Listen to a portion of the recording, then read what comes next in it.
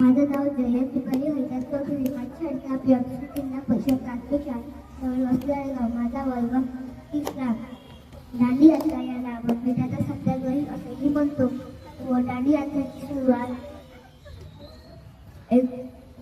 12 मार्च 1930 रोजी साबरमती आश्रमातून सुरू झालेली होती व 6 एप्रिल 1930 रोजी दांडी येथे संपली. दांडी यात्रेचा उद्देश म्हणजे ब्रिटिश सरकारने मिठावर लावलेला कराचा निषेध करणे असा होता आणि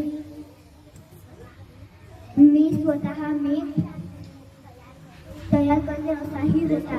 मी आणि माझ्या 78 अनुयायी सुमारे 365 किलोमीटर दांडीच्या समुद्र किनारे पोहोचलो.